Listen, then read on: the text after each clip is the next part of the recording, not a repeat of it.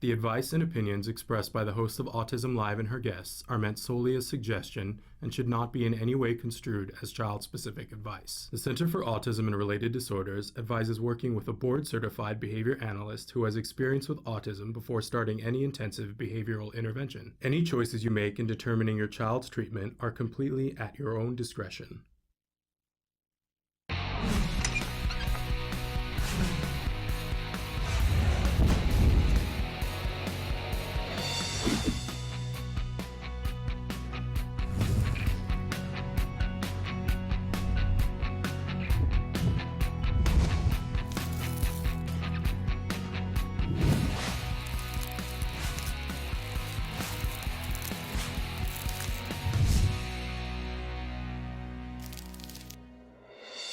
Good morning and welcome to Autism Live. I'm Shannon Penrod, and we are webcasting to you live from the Center for Autism and Related Disorders headquarters in Tarzana, California. So thrilled to be here with you this morning.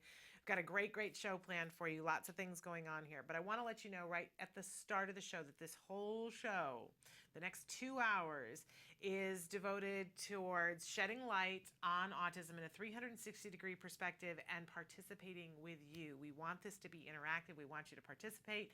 We want you to write in, call in, tweet in, Facebook us, whatever you're most comfortable with, because I know everybody has their thing that they like to do, right? Some people like to be on their phone.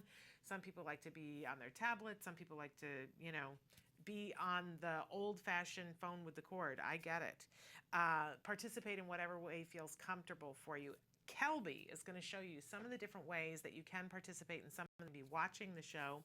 I will remind you that our homepage is autism-live.com.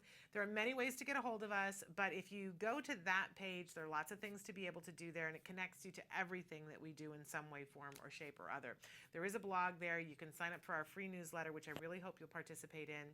And you can watch the live show there, or you can watch the most recently recorded live show there, and you can write in on the live feature. It's completely free, completely interactive, and fairly instantaneous, depending on when you're watching it. So you see the computer screen if you go there. It looks like a desktop, and I'm going to sneeze, unfortunately. It looks like a desktop with a computer screen on it, and that's where if you click on the little arrow, you're watching the live show. If you click on the little icon up in the corner, you can look at the playlist and scroll through and see which show did you miss, what do you want to see.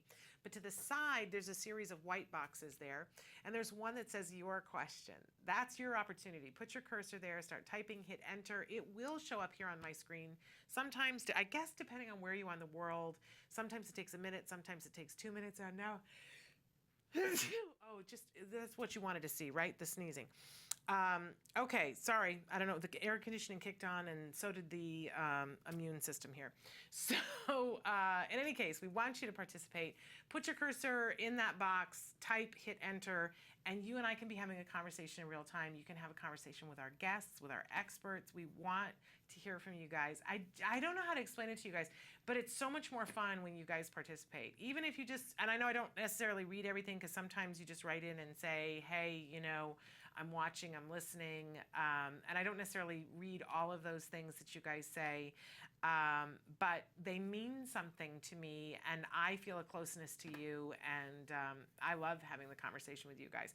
Otherwise, I feel like I'm trapped in a green room, and I'm not sure if anybody's talking, if anybody's listening.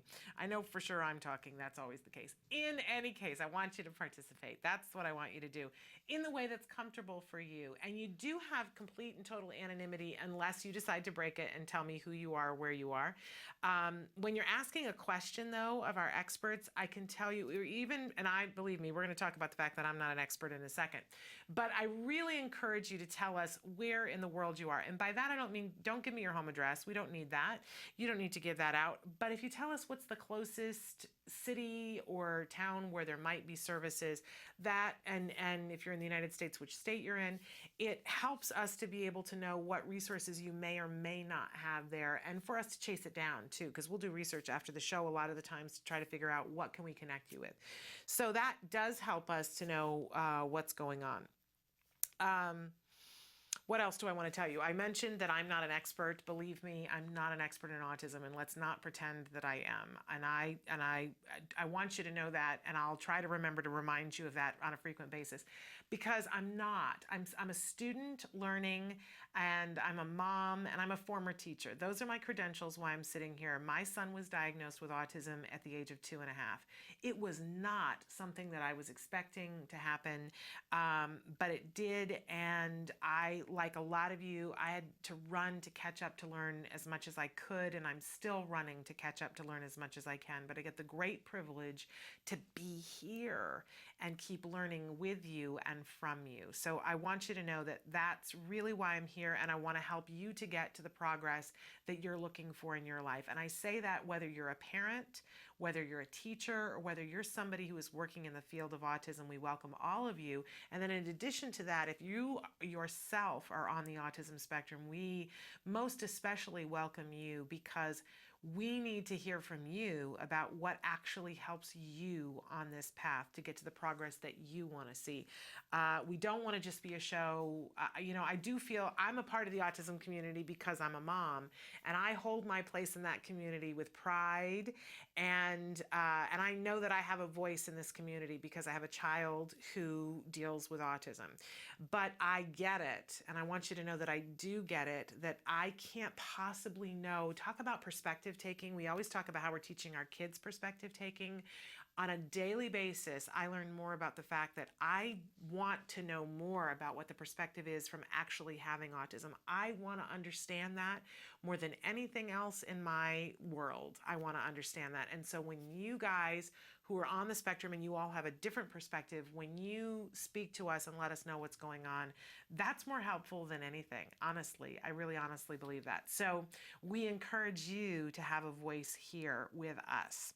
So all of those things, I hope that you will participate with us, because we find that if we hold hands, we can do this together, right? We get to that progress. It is what's owed us and our kids, and we know that there are answers. We know that there are tools that we can have to be able to get to that progress. And that's what it's all about. All right. We like to start every morning with something that we fondly refer to as the jargon of the day. This is when we take on one word, one phrase, one acronym. We try to shed a little bit of light on it so that we can begin to understand these terms. You don't understand what a jargon terms mean, what the term means. It doesn't mean that you don't understand the actual definition of it. You just haven't paired that together with the definition. You don't know jargon until you know it, right? And that doesn't make you ignorant, but it does mean that you're going to be running to catch up. So that's all we're trying to do, is catch ourselves up, become very fluent with these terms so that when somebody says them, we understand them, that when we say them, we understand them, and that we can use these to better our program to get to that progress. So today's term, there it is, elopement. This is one of those terms that, when we use this term, once we understand what we're talking about with autism, a lot of people don't understand what we're talking about. I didn't understand the first time somebody was talking about elopement. They said, well, does your son have issues with elopement? And I said, he's 2.5. Well, because in my head, I'm thinking, what do you think, he's going off to Niagara Falls to get married? Be in the game here, kids. We're not talking about stuff that happens when he's 17 years old. He's 2.5. I've got some real issues here that I wanted to elopement, but I just wasn't understanding what they were talking about. So let's take a look about what they were talking about. Our actual definition here, elopement. When a person leaves an area without permission or notification, which can result in that individual being in a potentially dangerous situation. If you think about it, going off to Niagara Falls to get married qualifies, right? But so do a lot of other things. My son, he's in 6th grade now, and he comes home with they're really getting them ready, starting for the SATs, and so they're working on vocabulary. And he came home with a word last night that I can't even think what it was. Oh, it was stifle. And both my husband and I looked at the sentence that he wrote, and we said, we don't think that's the proper definition for stifle, because we were thinking about when you stifle something, you cut it off. You say, no, you're not going to do that. But we looked it up, and to stifle someone means to cut off their oxygen, I didn't know that. I've been using the word stifle my whole life in one very specific way. Didn't know that it meant something more global. Same thing with elopement. Elopement really means somebody leaving an area without permission. So if you think about it, it not only applies to the 17-year-old who's off to Las Vegas or Niagara Falls to get married, it also applies to a 2.5-year-old who's running away. So let's go on to our working definition here. So elopement is, a lot of times the other terms that we'll use in autism is wandering, bolting, or leaving without permission. So anytime, and it doesn't mean just a 2.5-year-old, that can be a 35-year-old if they wander away. That can be somebody who's 67 years old and is wandering away without other people knowing, and they're just off to go and do something. It is an incredibly dangerous situation. It's the kind of thing, and we know that they did a study on this, and it was more than 50%. I want to say it was 52% of all kids on the autism spectrum will engage in this behavior at some point. So we as parents and as teachers and as practitioners really need to take this as seriously as a heart attack. That we need to know what we have in place to make sure that elopement can't happen. We need to be working on it every day until we are 100% sure that this individual understands where they're supposed to be, when they're supposed to be, and how to notify other people when they're not going to be there, right? It's a very serious issue. It's not the kind of thing that you need to just worry about and say, oh, I hope it gets better. Obviously, some kids, we're talking about neurotypical kids now, will wander away or bolt or run off from their parents when they're 2, and they will stop doing that at some point. And they'll realize, oh, okay, I'm supposed to stay with mom. A lot of times neurotypical kids forget it when they're a teenager, and we see that they go places and parents don't know where they are. I think that if we can get into the mindset as autism parents that we need to work on this, regardless of whether we've seen the behavior in our child, if we work on this and work on it properly, where we give the child communication skills to be able to say, I want to go over there, and we reward them with that, not only do we take care of it when they're younger, but you will see a difference when they are a teenager, because they have that built-in understanding of, I have respect for you, you have respect for me, so I'm going to tell you where I'm going so that you know what happens. And I've had lots of autism parents tell me as teenagers, their kids as teenagers, that those issues they don't have that their friends with neurotypical kids have, that where the kid just, oh, well, I went to Joey's house and I was there and I stayed all night, and things that give me a heart attack even thinking about them, right? So elopement, it's a very real issue, and it's important that we work on it. There are things that we can be doing, but first we have to find out, why is the child bolting? Why is the child wandering? Why is the child eloping? And it doesn't, as I said, doesn't necessarily need to be a child. It could be a teenager. Why are they doing that? And how can we fulfill that need while we're keeping them safe? So, I've talked about before that my son was somebody who would just run. You would set his little legs down and he would just run. And at the time, I would say to people, I think he just likes to feel the wind in his hair and in his ears. He would just run aimlessly. He wasn't running to something, wasn't running away from something, but he would just grin when he would run. So we needed to find opportunities for him to be able to do that. And later on, when there were things that he was running to, we'd be in a store, and if he saw Lego and I set him down and he would run over to the Lego, we needed to be able to give him the skill to be able to say, whether it was pointing, before he was incredibly verbal, but then when he was verbal, to say, Mom, I want to go look at that. And I needed to be able to say, yes, and I'll stand here and watch you, or I'll go with you. So that now at 11, he says, I'm going over there, and I say, okay. And I know that he's not just going to walk off, because man, that was what he did before. Okay, so that's our jargon for the day. Next, we always have a question for you that we like to start the day out with. Something we love it. It was in particular when you write in on Facebook. We will have time later on to look at your answers. So, and you guys have already been writing in on this. We obviously hit a button here. What do you do to cope with feelings of anger? write in and say it, and there is no wrong answer, by the way. There are some answers that perhaps are healthier than other answers, maybe, I don't know. But you need to cope with those feelings, and we all have feelings of anger, right? So what are we doing? And then check in on Facebook. We are going to look at this in a little while, because this gives me ideas. The other day I was so mad about something, which we'll talk about later. But anyway, it's important for us to have that tool belt to deal with our emotions, and a big one is anger. So we're going to check in with you guys to see what you wrote. So write in, share. Okay, and we always have a topic for the week. Our topic this entire week, we're talking about dealing with those emotions, because you can have everything in place. You can have worked yourself into a tizzy so that you have the 40-hour program for your child, that you fought for the perfect IEP, you fought for the perfect teacher, you've got the right therapist, you've done all of that.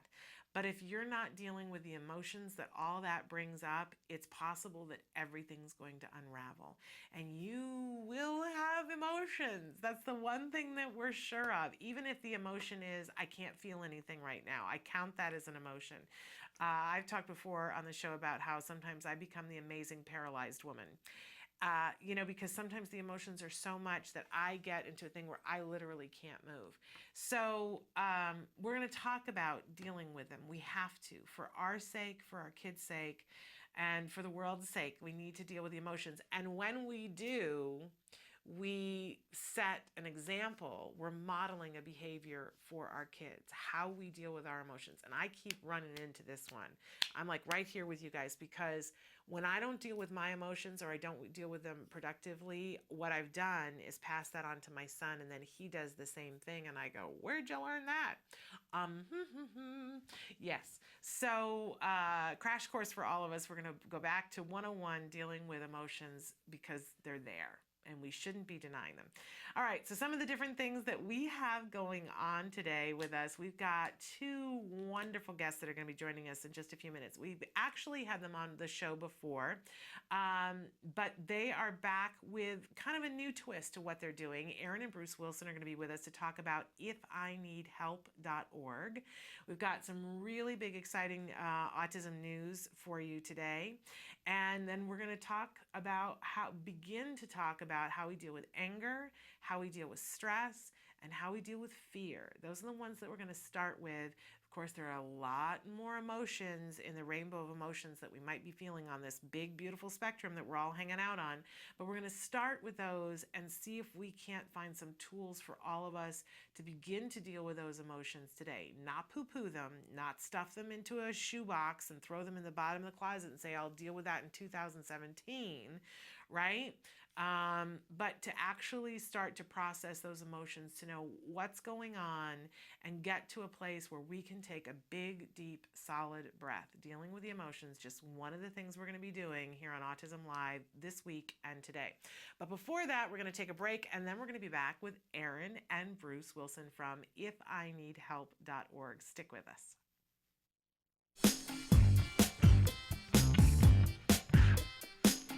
Hi, I'm Ryan with Autism Research Group. We study ways to improve the lives of kids with autism.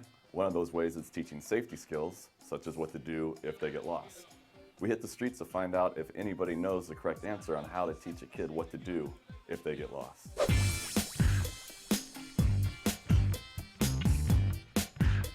You're teaching a child what to do if they get lost. Yeah, you're trying to make them independent so they have the skills. Gotcha. Okay. Well, give them a compass. Code name's good idea. Centurion. We always have this whistle. I'd also tell the kid, don't get scared. You're gonna be all right, man. This is just the world. This is planet Earth. You're at home here. As long as you're on planet Earth, you're at home. As long as you're on planet Earth, you're home. This guy's a genius. With that flawless logic, he just solved our homeless problem. And as for the unique sounding whistle, although very cool, it'll probably only work if you're in close proximity. And a compass? I have her call me. Yeah, she don't have a phone. Parents are like, you're too young, you don't need a phone. Establish some sort of like meeting place. What if they can't find a meeting place? Because sometimes the kids get nervous when they get lost. Yeah. So like a backup plan, Well, like plan B. yeah, I don't know. No, not really. Let them go and find a new kid. Or something. Yeah, I got a different one. Yeah. There's not much you can do. 'Cause There if is you, stuff like, you can do. Right? That's right, there is stuff you can do.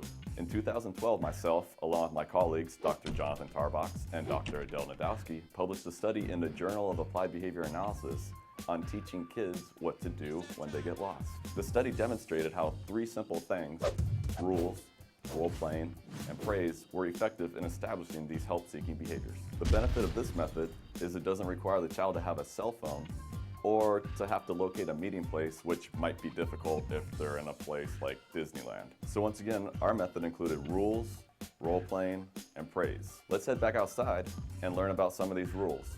They should yell out loud. Can't find my mom, help me. Maybe yell out and scream for help. All right, scream really loud, Correct. and if that doesn't work, then, I don't know. well, they could seek help from someone. Find an adult. Yeah, go to a vendor, and say I'm lost. Find an adult, like a police officer, or a fireman, or an employee in the store, and tell them, and maybe they can help you contact your parent. It really is that simple. You don't need to get your kid a cell phone. You don't need to establish a meeting place that they might not be able to find when they're lost and panicking. And you definitely don't need to give them a compass. All your kid has to do is 3 things. First, yell mom or dad real loud. 2, if that doesn't work, find an employee. And then 3rd, tell the employee they're lost. If they can't locate an employee, then tell them to find a mother with children, because that's probably the safest person to approach. I'm not saying that most men are predators, but most predators are men.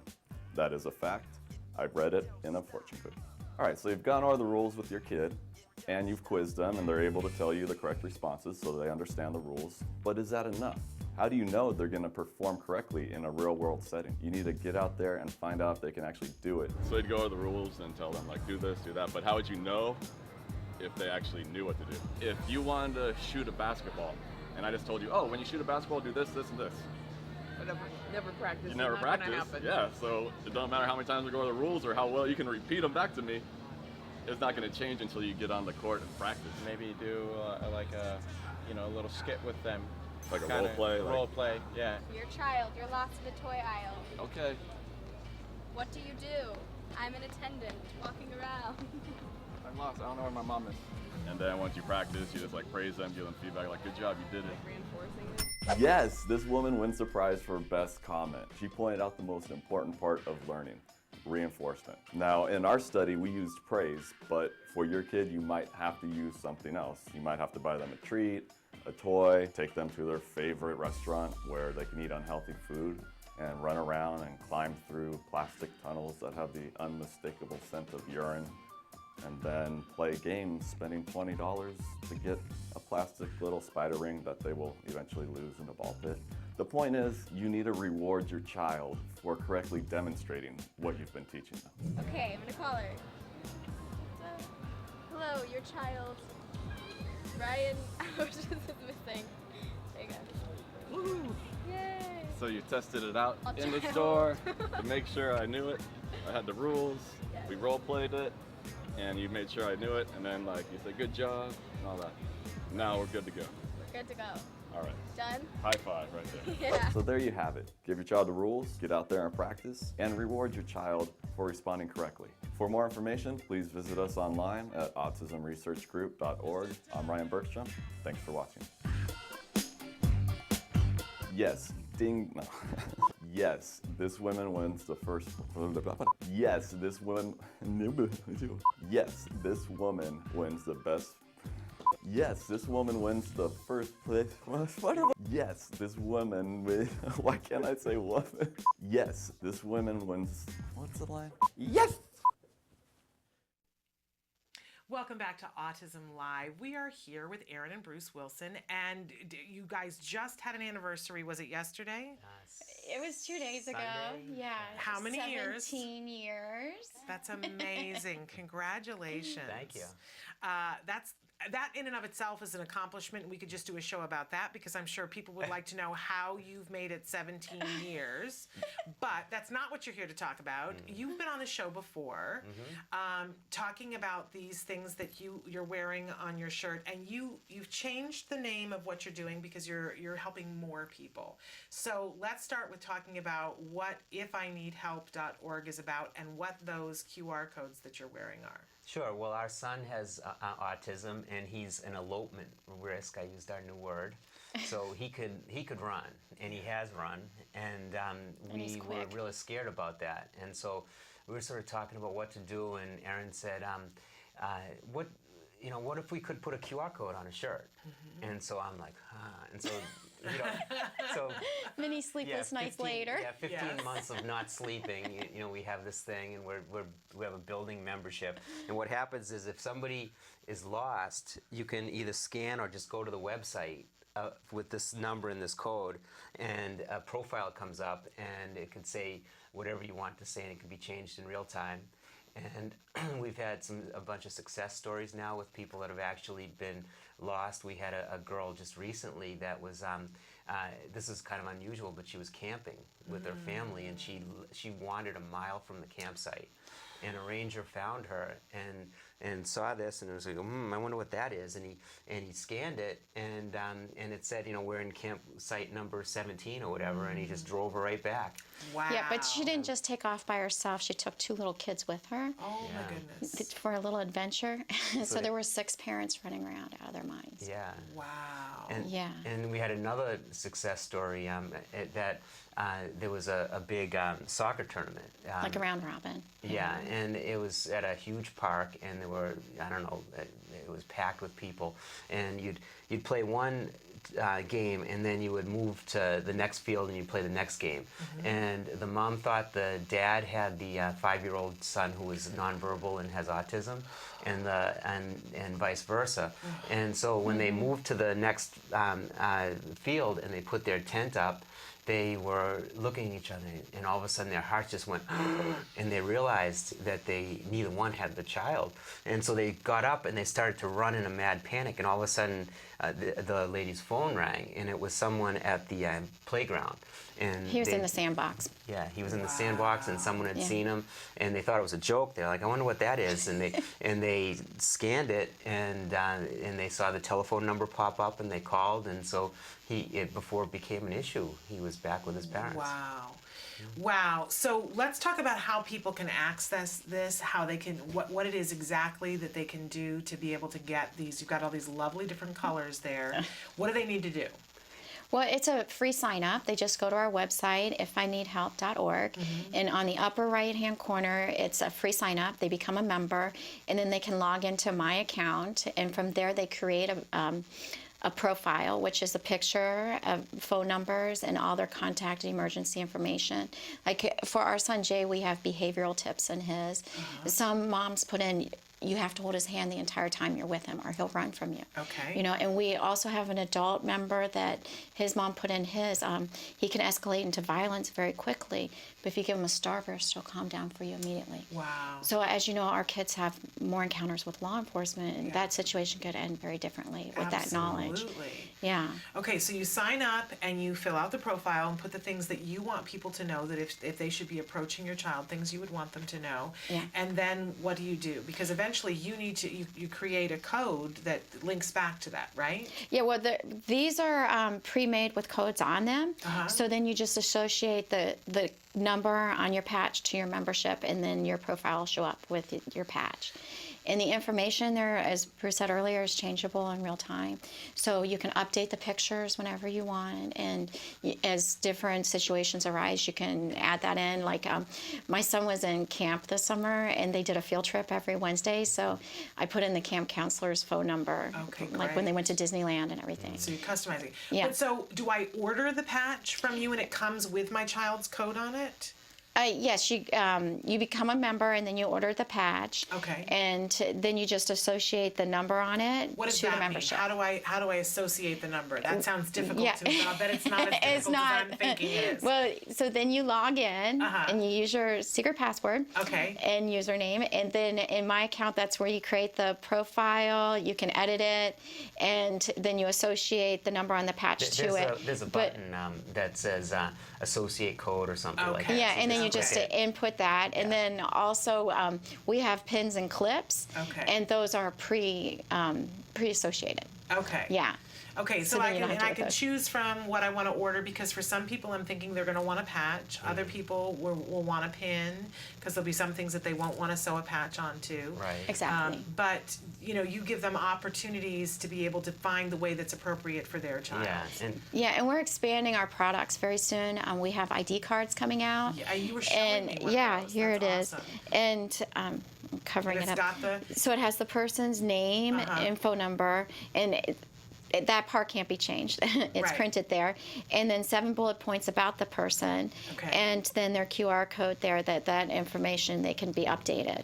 Okay. tell us And- about the success story. Yeah, with, the with first person we demo made card. this for, we were making the patches, pins, and clips, and this adult woman who has high-functioning autism contacted me and said, well, can you make me an ID card?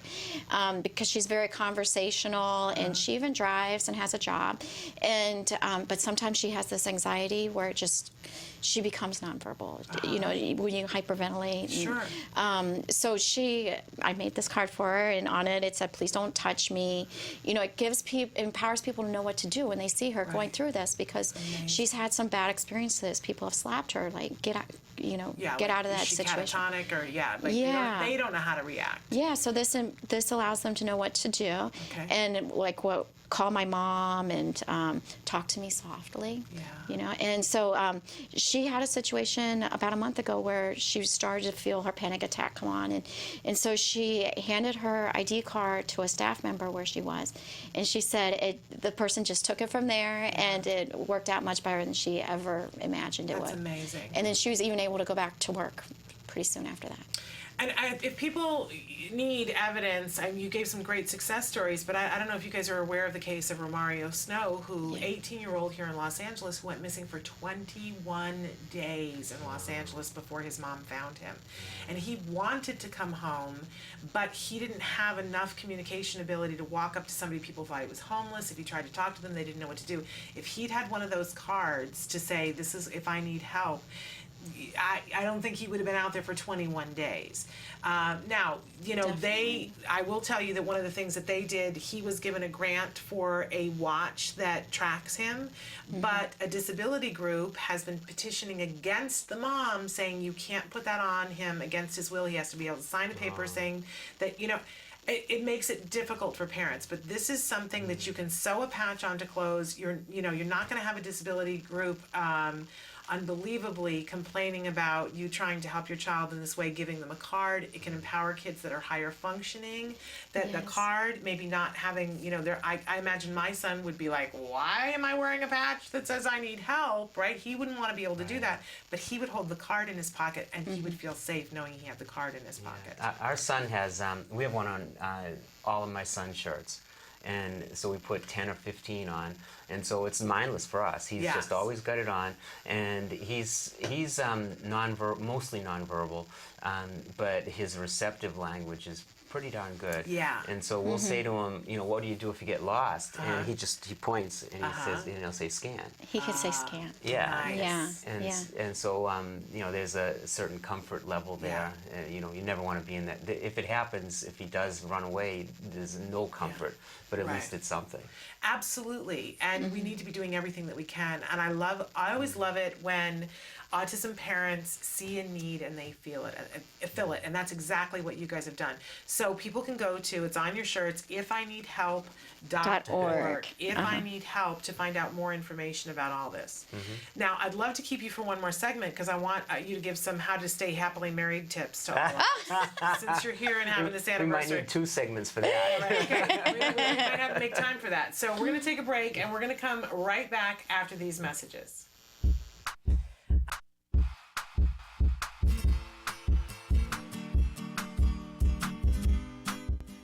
guys, welcome back to Smarty. This month we're going to be creating a popsicle puzzle. As we do this fun activity, you'll notice these icons will pop up. These icons tell you important information about the skills we're using to create the craft and where you can find them on the Skills program. Skills is an ABA-based tool that helps parents create a curriculum that will help their children that are on the autism spectrum. Well, let's get started. The materials you'll be needing are popsicle sticks, tape, and arts and crafts materials. So step one, you're gonna take your popsicle sticks and lay them down and cover them with tape so they don't move around.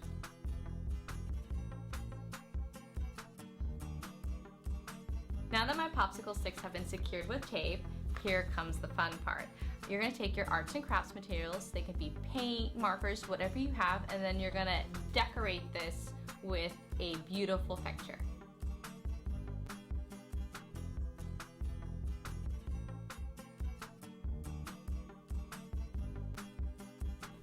This is the beautiful picture that I made. Now what I'm gonna do is remove the tape.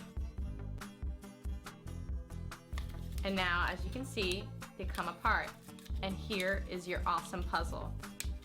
Now, the fun part is trying to assemble the picture that you just made now that it's all been separated. I hope you enjoyed this activity with me. Until next time, guys, craft on! To find more about Skills and to access all of the lessons you saw in today's Smarty, visit skillsforautism.com and click on the parents icon. Skills, the online autism solution. Welcome back. We have two wonderful guests that are here with us that I forced into staying for another segment because Aaron and Bruce have been married for 17 years. And you're parents and parents of a son who's on the autism spectrum. And I'm sure you guys have heard that the statistics for when you have a child with special needs of, you know, they come out with statistics every other day that how, you know, apparently if you are parents at all, if you're married at all, it's a 50-50 chance that you're going to be divorced or still married after a certain amount of time. And then if you have a child with special needs, it goes up exponentially, depending on who you talk to. My husband and I used to joke and say someday we're gonna come home and there'll be a divorce notice on our door because, you know, at that point, apparently we were supposed to be divorced. But 17 years, you have to give us some tips for why this has lasted so long and you still are, it's obvious to be around you that you both respect each other and care about each other still and are very happy to be together. So give us tips so that we can all stay married if possible. Well, I think our thing started off with a really strong first connection. And I think we're just really floating on that. So it was a blessing. Yeah, and so, I mean, the first 2 years we were together, I don't think we even had one argument. And since we had kids and then with the autism thing, you know, we've had, you know, many, you know, arguments or whatever since then, but our initial bond is so strong that it's just, those are just road bumps. Yeah, that's a wonderful way to look at it. What do you think? I think I lucked out and got a guy that can put up with me. No, anybody can put up with you. Sweet. No, but I really feel like he's my best friend. If I have a story I want to tell or anything, I call him first. That's wonderful. Yeah. That's wonderful. We really enjoy each other, and he makes me laugh. Yeah, we do all our interviews together. And how do you get through the roadblocks of the autism? Because they're there. Yeah. And all this week we're talking about dealing with emotions, and there are gonna be emotions that come up. And I'm always saying on the show that, you know, people need to realize in a relationship that it's almost impossible to be on the same page every single day about what's happening. That's really hard to do. So how do you guys negotiate that?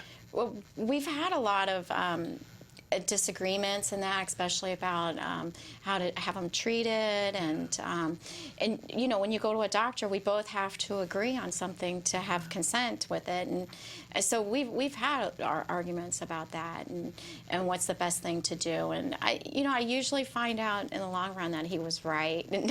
Well, wow. Yeah, that's it. And we recorded that. You have that forever. But it's true, you know, that I look back like, why? I should have listened earlier, but... Well, I think we also have, I think we don't really stay mad for more than like a few hours. Okay. Or never till the next day, you know, but mostly it's just a few hours. And our intervention is really different in some ways because of our upbringing. And my mother was That's like true. really OCD in some ways, and in kind of, and I think sort of a good way. And Erin's mom was more permissive, and so my thought with my son is, as with a lot of autism parents, I don't want to put words in people's mouths, but is we're not always going to be there for him. And if we don't get his worst behaviors under control when he's an adult, he could make his caregiver, he could have a bad caregiver who, will punch him or be abusive. So I'm thinking he needs to, I take the gloves off. I'm like, you have chores, you have to do dishes, and he has to do them every single time. And that's just not the way that Erin was raised. And so, I'm like, oh, I'll come in and do the dishes, and you're like, oh, I'll get them later, Yeah, that can be very stressful. Yeah. Another thing is that when Jay goes to the bathroom, he usually gets the wall instead. And this has been going on for 6 years, and every time he goes to the bathroom, Bruce get yells at me, mad. go in there with him, make sure he's got his aim. And so 'Cause I'm not gonna let it happen what if once. but if I'm in the Right. middle of doing something, it's Right. just tough to jump up every single time. Yeah. So that does get And he stressful. doesn't aim for the wall. He just aims for the side of the toilet. Right. Or I think he looks up and then misses or something. Yeah, he is an attention span. Wow. And he's not alone among men. I spent one whole summer where I was a housekeeper for a bunch of places in Jackson Hole, Wyoming, and I was amazed at how many men do not understand about hitting the toilet. So he's not alone in that respect. And I would be willing to bet you that 99.9% of the men I was cleaning up after were completely neurotypical and adults. So as depressing as that statistic is in terms of them not hitting the toilet, Right. Yeah. it's not the most, it's not the worst thing. But I hear you. Well, I mean, the thing too is, Just from that where he hypervigilance is Yeah. exhausting. He was, Yes. yeah, and he was like 7 when he was fully potty trained.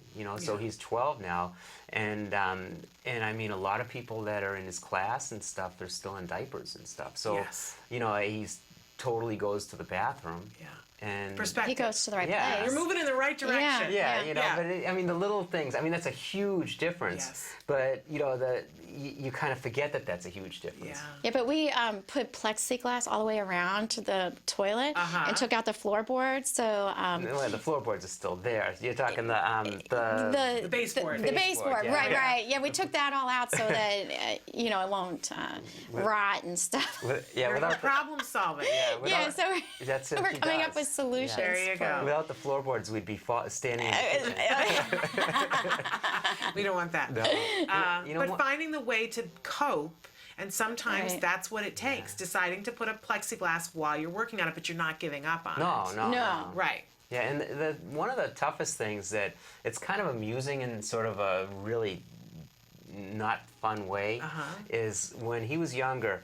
Our son Jay, he wouldn't go to sleep sometimes till 7 in the morning, and he would just Up all night. He's much more at peace now, but at that point he was running and screaming the length of the house, just screaming, and we would. I wanted to get hand signs and stuff, but we never did that, and so when you're standing and there's a person in between you screaming and it's 5 in the morning and if you say anything, it's like, can you pass the salt? It's like, what? Can you pass salt? Pass the salt! And it's an argument. It is, right. And thank goodness that thing, that behavior's gone. Wow. Yeah, I was a zombie that year. Yeah, That was really rough. He was 7. Yeah, and like you, we know lots of people with kids on the spectrum, and so many people so many people experience that where their kids are up all night, and ours once in a while he stays up on, but he doesn't do the running and screaming.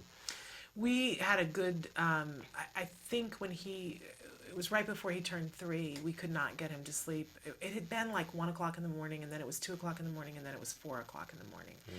And I when we started our intervention, we were asked, what do you want to work on? And he was engaging in self-injurious behavior too. And I remember sitting with my husband at the meeting and going, okay, I really want to be able to sleep, and I really want him, if we can only pick one thing. I about burst into tears because I wanted them to work on the self-injurious behavior, but I wanted to be slept. What was great was that they said to us, we can't work on the self-injurious behavior until you get sleep. And so they put a sleep intervention in place, and it worked. And it worked so quickly that, I don't get to see the person who did that, but whenever I do, I kiss him because I go, thank you. I think you may have saved our lives. You should have him on the show. Yeah, I should. I absolutely should, because it was such a big deal. So I I'd like to know what he told imagine. you. Well, I'll tell you about that all. We don't have to do it on the show, but I'll tell you about all the things that we did. And of course, he was much younger, and I think it changes with age. But we still have trouble sometimes getting him to sleep, and then I have to remember to go back and do some of the process that he does, and then it works. It just works. I want to yell sometimes and go, it shouldn't. Because then I should be able to do it all the time, but I forget to do some of the steps. So, but anyway, I think you guys are such an inspiration to all of us, that you're maintaining sense of humor always. I think that that's a big part of why you've been successful in business, and why you're successful as a couple, and why you're successful as parents, but you're also smart and you're adapting. That's what I see, that, coming up with this idea, coming up with the website of ifineedhelp.org. Want to encourage people to go and check that out, and to find out how they can get this QR code so that they can make sure that their children are safe at all times and have a way to get help. I really think it's a tremendous service that you've done, and thank you for sharing how you stay together as a couple. Hopefully we'll be able to, after 17 more years, we'll be able to tell you how that went. Yes, absolutely. We'll want to check in from time to time, see how you're doing. But clearly, you're still smiling, so that's all good. Yeah. Well, thank you so much for being with us. Again, we want to remind people, ifineedhelp.org, check it out. Get yourself or your child one of these QR codes. They have lots of different products you can choose from. They've got the patches. They've got shoe tags, dog tags, we have tags, military artwork by people with autism and those that love them. That we sell shirts. Wonderful. So check out the full line of stuff that they have at ifineedhelp.org. We're going to take a break and be back with more of Autism Live after these messages.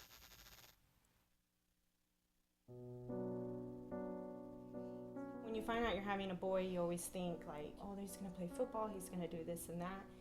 And then when he's diagnosed, all those things get washed away. It's like that piece that's always in the back of your mind, where is he, what is he doing, is he safe? We really didn't know what we were dealing with. I wish that they could have directed me a little bit more and provided me some information. I was a young mom. I didn't know what it was like to raise a boy, despite a boy with autism. Hundreds of thousands of families are not getting the help they need for their children with autism all around the country. ACT Today is determined to bridge the gap. These families really have to go through a lot to get a grant. The application process isn't easy. The records, the diagnosis proof, they're really battling for their kids. So when we can give them a grant, it is so wonderful to see that they succeed in getting that help for their children. Our founder, Dr. Doreen Graham-Pichet, is an amazing woman, and she is one of the world's foremost authority on behavior of children with autism. She's extremely knowledgeable, and she oversees every single grant we give. She is part of that process. People may think of autism care and treatment as simply schooling or therapy, but we provide important safety supports, things like fencing, for example. The whole family's living in fear of that child running out into traffic. I recently delivered an iPad to a little boy with some of the apps that are out there for children with autism. Miracles happen. I got the iPad from ACT. From ACT, What did it say? Can you repeat that, Dustin? I got the iPad from ACT. We have helped so many military families, and when I think of these brave families that are fighting two battles, one to protect our country and one for the right treatment and care for their children, it breaks my heart, and I think we have to do more as a nation to help them. There's not a day that doesn't go by that we don't think about it. Some people say, oh, he's normal. You don't see the battles that I see every single day. My husband does have to deploy, and when they get on that bus, that might be the last time that my kids ever see them. So I called and they informed me that he had received the grant, which was like a blessing from above. I was just like speechless. I just started to cry because, you know, without it, we would have been lost. The ACT grant was a total miracle. Without that, we wouldn't be able to receive the service dog. So we're so appreciative what they've done for us as a family. Recently, ACT Today funded a program for military children with autism in San Diego, the Inclusion Films program, which is run by Joey Travolta, and teaches kids on the autism spectrum literal filmmaking skills. They learn how to make a movie. Are we ready? There you go, got it. Okay. Everything that goes into the process of making a film goes into everyday life. So they're learning life skills, they're learning to collaborate. It was really nice to know how much they were enjoying this camp, and they're with people who are supporting them and are making them feel great about themselves and their differences and their similarities. And I get two kids that are working together and apart and together and apart, so it's an interrelationship as well as a camp and a learning experience. It's so fulfilling when I get letters. One stands out for me, a boy who was 14 with Asperger's, and we gave him a grant to go to a drama camp. He wrote to us and said, "Dear ACT Today, thank you for letting me belong for the first time in my life." These kids are remarkable. You know, we underestimate them. They're so knowledgeable, they're so capable, and we can change the life of a family, which means changing the life of the community.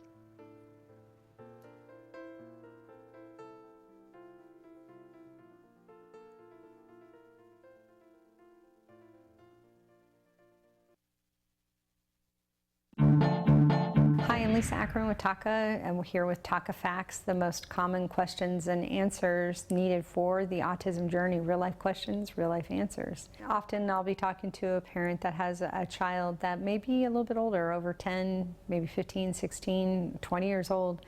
And they look at me when I ask questions about what their issues are and what's going on. Oh, I've been there, done that. I've done all that already.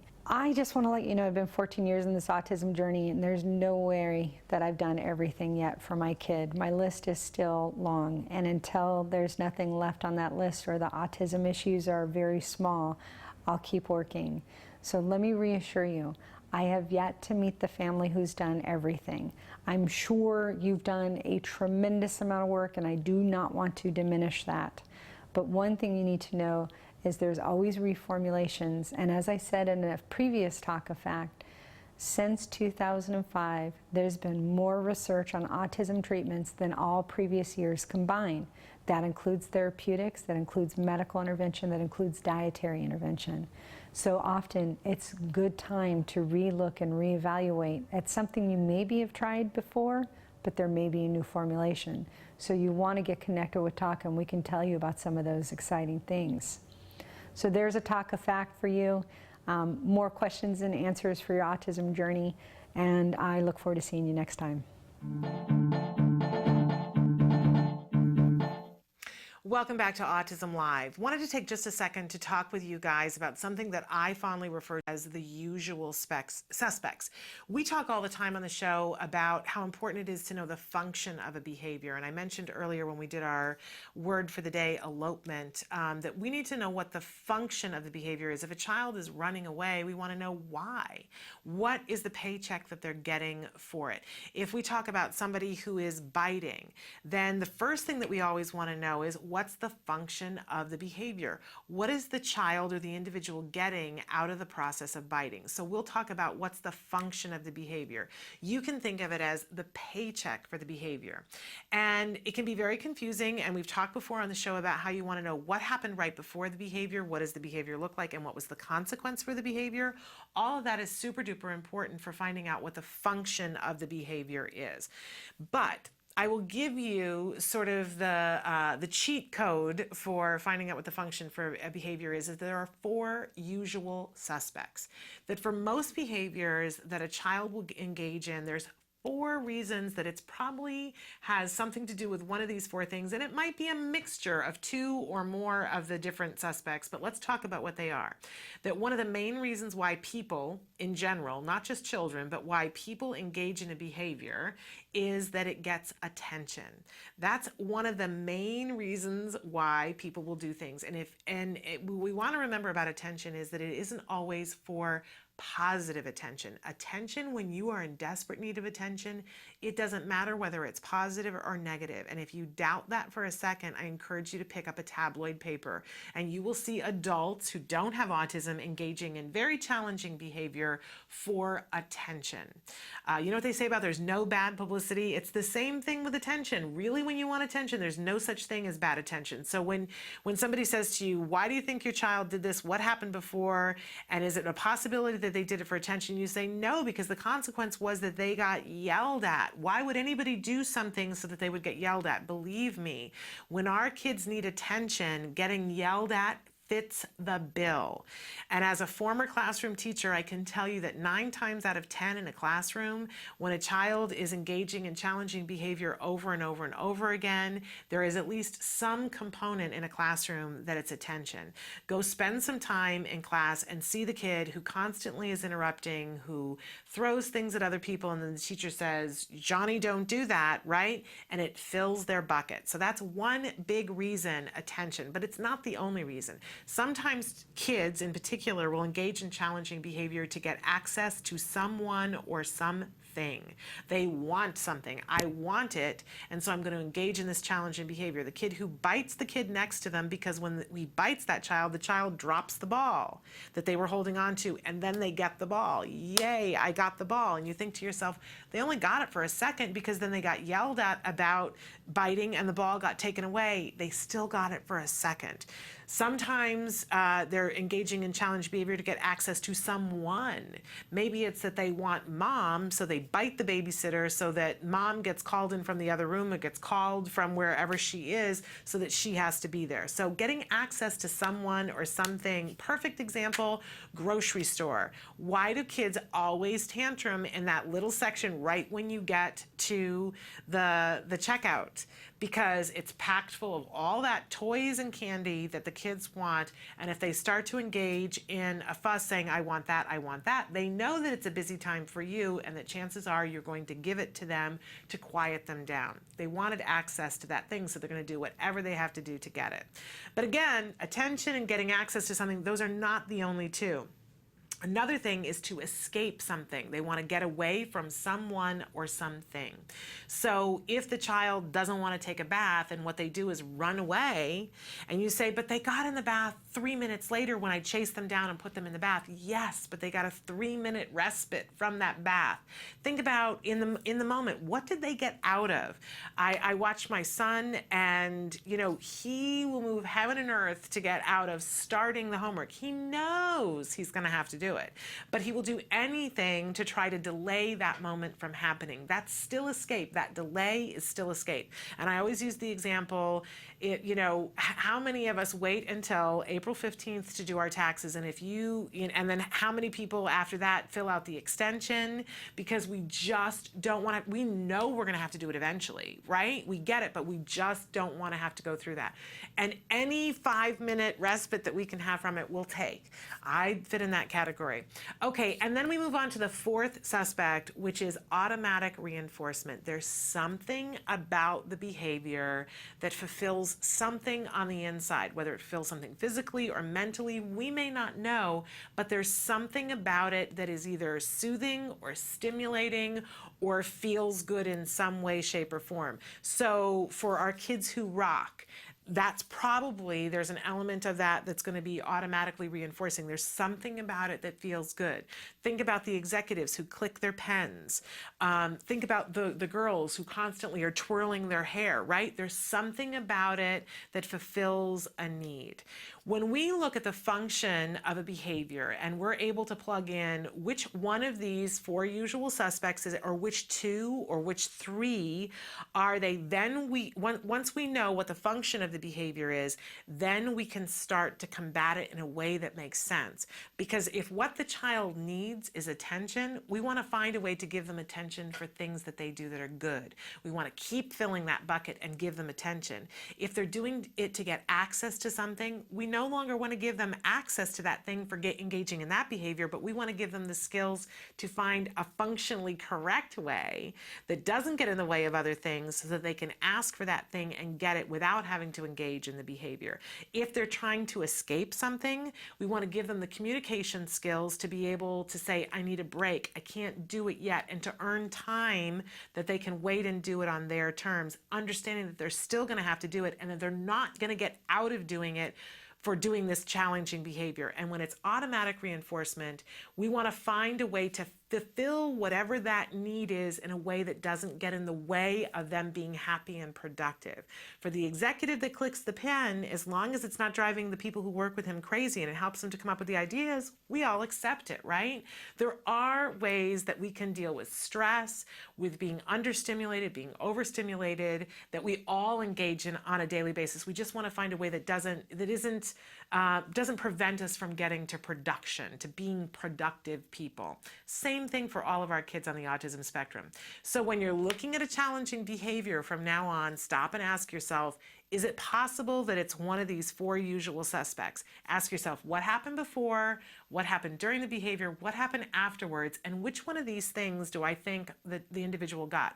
If you want to know more information about how to find the function of a behavior, you can go to skills. You can go to skillsforautism.com and look at their skills BIP builder. It's also under skillsbipbuilder.com. They have something called a CIFA, which asks you a bunch of questions to help you to know what the function of a behavior may be. But usually it's going to have some element of those 4 usual suspects. When we know these things, we can get to the progress. All right, we're going to take a break and we're going to go to the A Word. This is an ongoing documentary being made by the Center for Autism and Related Disorders headquarters, and they are showing us a little boy, Jack Riley, who was diagnosed with autism at the age of 2, and he is having that early intensive behavioral intervention that we were talking about last week in his home with quality ABA therapists. We're getting a window into his home to see how he deals with this, how he's learning and progressing, and sometimes we'll cycle through a new behavior that has to be dealt with, and we're seeing how the rest of his family is dealing with this as well and learning and growing. So take a look. This is the A Word.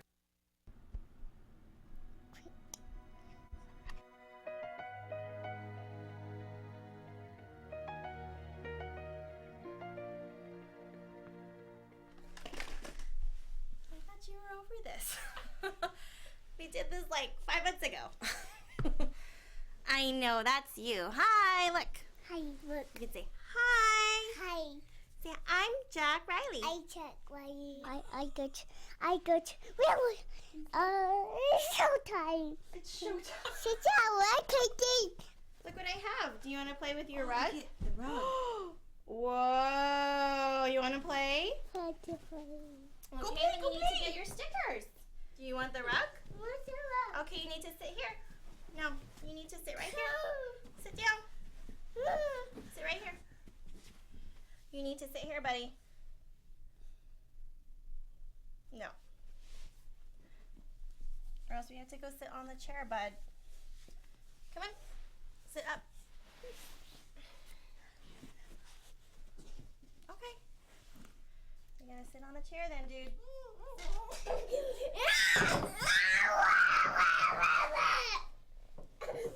Ready? Clap your hands. Good. See, that's one sticker. Touch your head. There it is. You have to sit on the chair, buddy.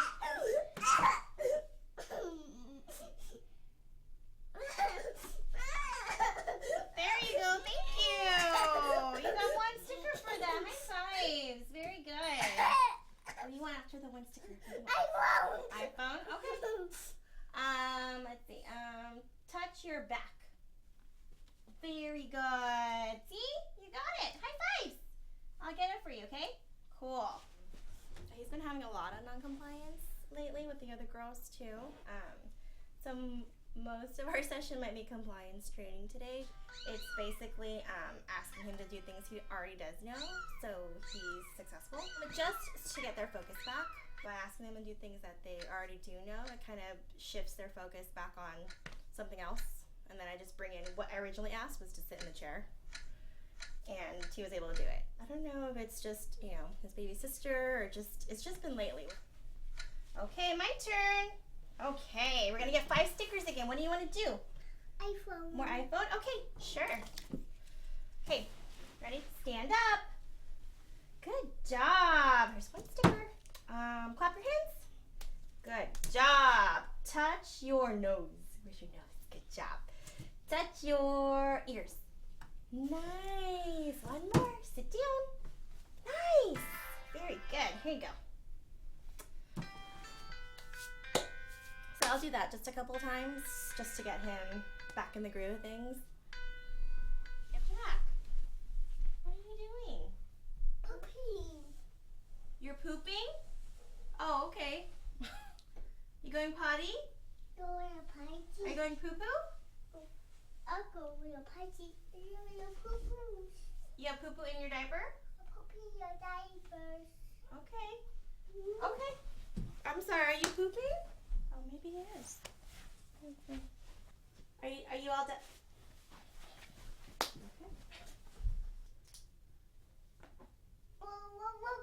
Okay. One more minute to go poop. Yeah. Yeah, and then we're gonna get your dad, okay? Okay, we're gonna go see Daddy. Okay? And go show Daddy to say, Daddy, I pooped. Daddy, I pooped. Go find Daddy. Yeah, or is he just doing it? No? Yeah? Yay! You said you pooped and you did! You pooped, huh? Yay! That's really good. I'm really proud of you. Look at me. I'm really proud of you. You're gonna be a star. You're gonna be a superstar. She was very fussy until right this second. That's Big Brother's girlfriend. How are they doing together? He mostly ignores her. Although he did have a little monologue yesterday where out of the blue he said, "Bless you, Lainey Grace." And then he said a few other things about her too. I love you, Lainey Grace. I love you, Lainey Grace. Oh, that's sweet. And he'll kiss her head and thinks that's funny because, of course, Mommy gives her big reactions to his kisses. She says, "Ooh, I like that kiss." So he likes to do it like 45 times. But most of the time, if you ask him what his sister's name is or anything about his sister, he pretends like he didn't hear you, which is fine. We're not in a hurry. Jealousy to work out on, I think. And we are very careful if he wants me to, whoever's got her, if he tries to get our attention or whatever. If we can, we give it to him. There's going to be plenty of times where we can't. So we're trying not to have her be the reason we have to say no. For now. Success. It's been an eventful 1 hour since we've been here. Exciting. I know. Jam-packed. This is going to be an exciting episode today. There's baby, there's pooping, there's tantruming, there's everything. Only in the first hour, Suzanne. Let's see what the second hour will bring us. Okay, how much do I love this show? That was the A word, and you have the opportunity to be watching that as however you want to watch, from the beginning to the end, from the end to the beginning, from the middle, back, from this point on, whatever you want to do on their very own YouTube page. But you can learn so much from watching this family and watching this series. A bunch of different things, and then we'll talk about more stuff if we can on Thursday. First of all, I want to talk about our mindset as parents, that we tend to think that things are small, right? We go, oh, it's, something changed and it's not that big of a difference. I was on the phone this morning with a friend who just recently got her very first smartphone. And she said, I just want to take this phone and chuck it out the nearest car window.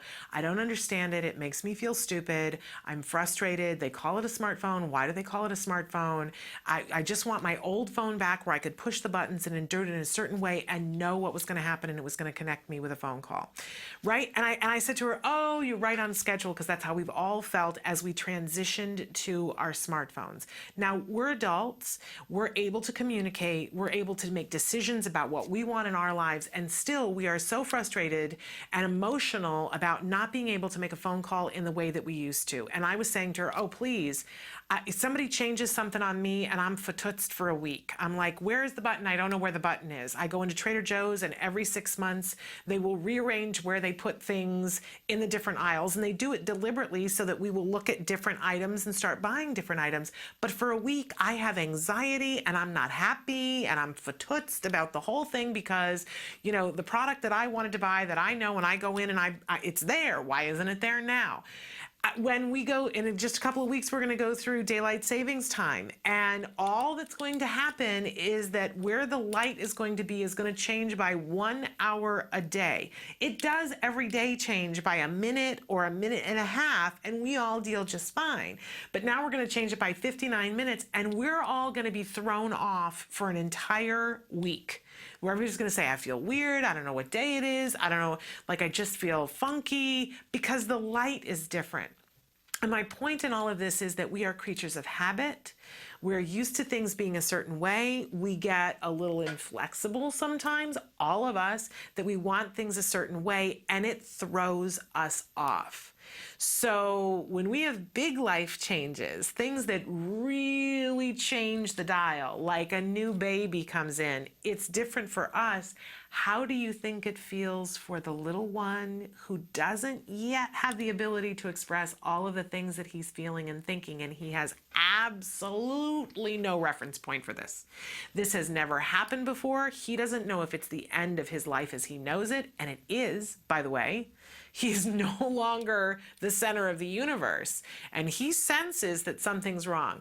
So we're gonna get some behavior. He's got a brand new baby sister. We're gonna get some behavior because he used to push the buttons and a certain response happened, and he's pushing the buttons and it doesn't happen that way.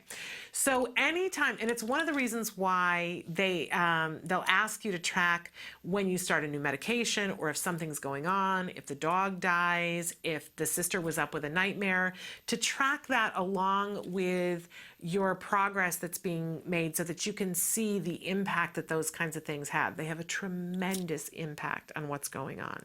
So we get to this point though, we can understand why. He's got a new baby sister, nothing's working, so we're getting a little behavior from this guy who's already learned it's not worth the time, but he's gonna cycle back through it because nothing's working the way it used to.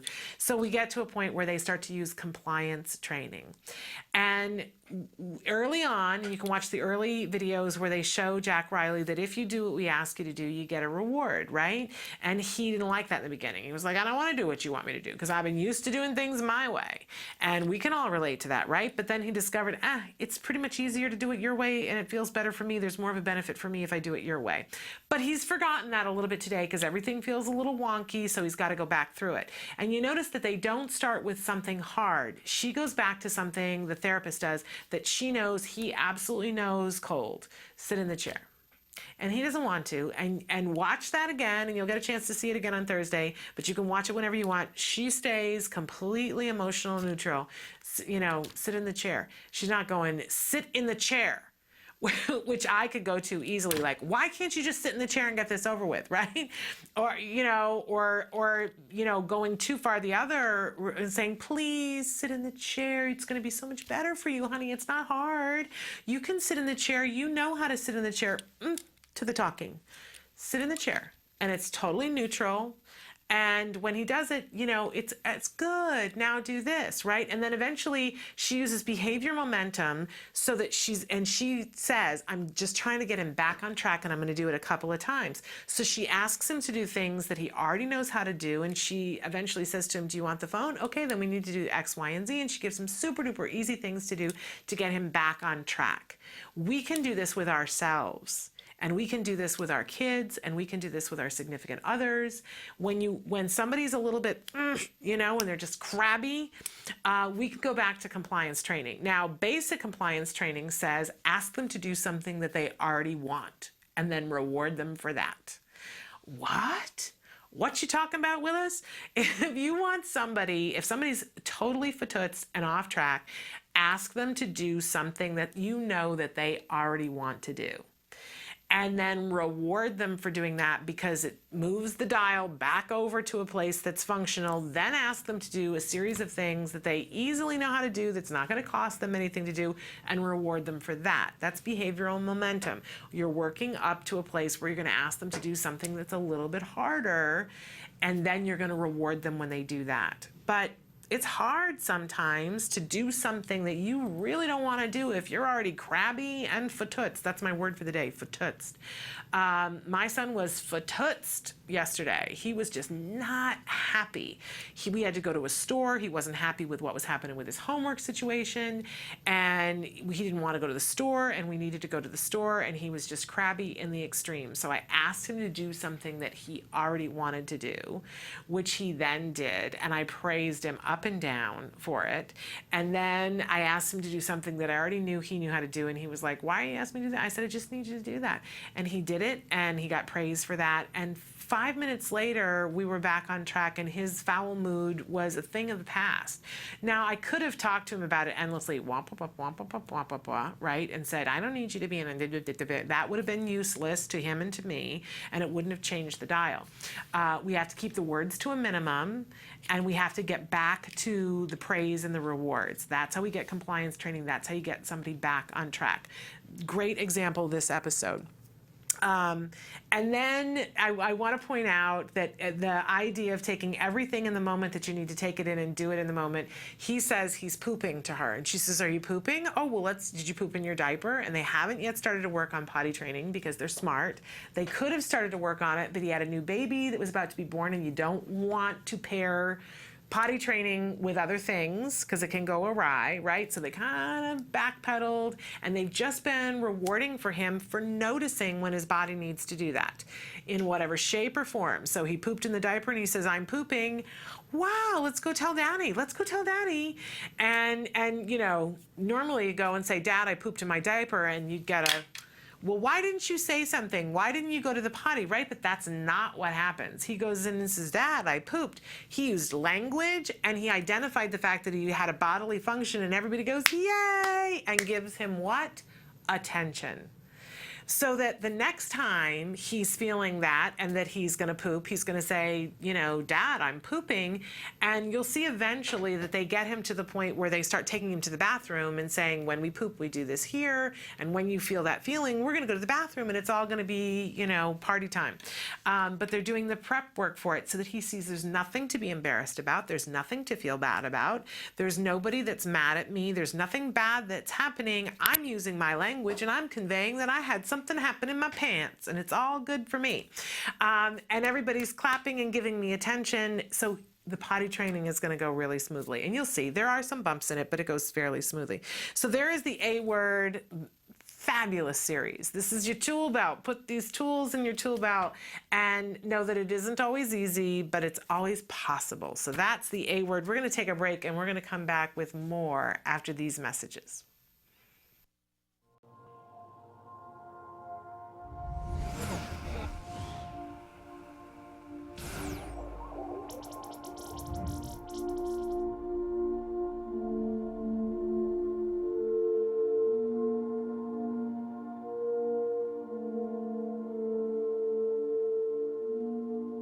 Riley has high-functioning autism, and I'd say I noticed somewhere between 9 months and a year. Looking back now, I can tell you everything. I mean, there was no pointing, there was no shared experiences, speech was not coming, the interactive play was not coming, those things weren't happening. You know, you go to the pediatrician, they tell you, well, sometimes boys are slow or things might take a while to come along, but it still wasn't happening. And right when he hit the 2-year-old room in preschool is when the wheels fell off the wagon. That's when we got some intervention. That's when we figured out, you know, how are we going to address this problem. The first thing I did was I got a mentor, because there's no book on what to do with your autistic child. I mean, there's many books, but each path is individual.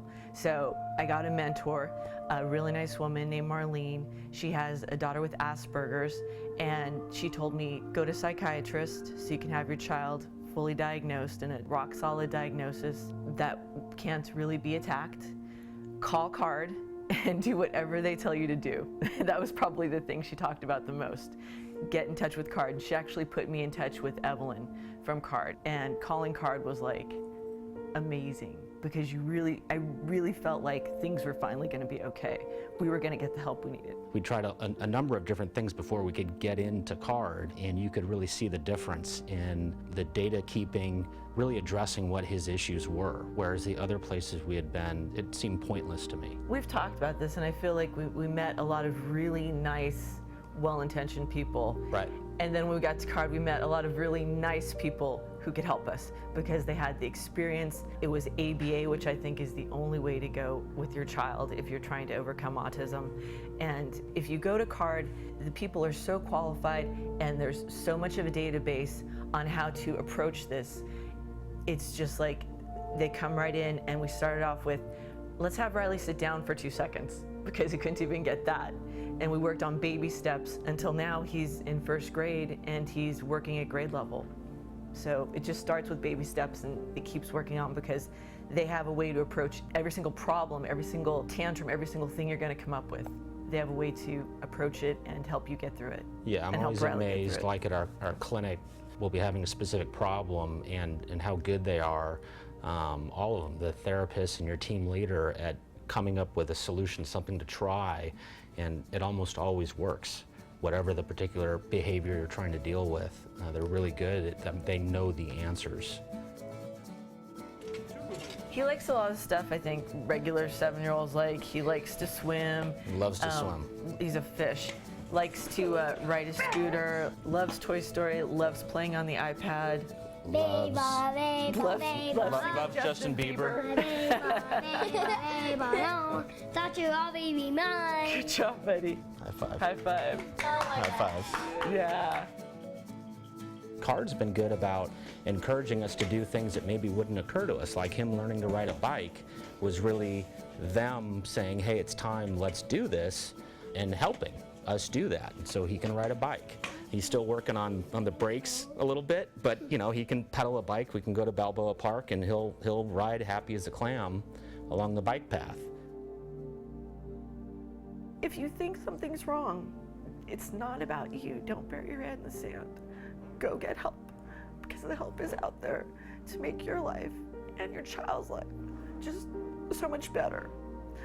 And if you're lucky enough to get in with CARD, I can't even tell you what a difference it's made in our lives from 4 years ago. Just the quality of life we have, the quality of life Riley has, the progress he's made from being a child who wanted to stay in his room and play Toy Story and line up his Toy Story dolls all day to a 1st grader who's working at grade level. It couldn't have happened without CARD intervention, without ABA, and without all the wonderful people we met there.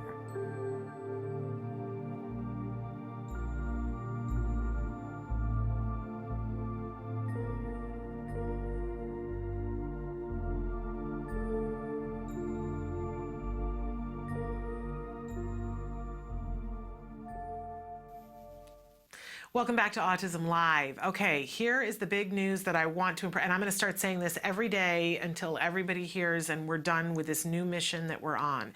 CARD is hiring.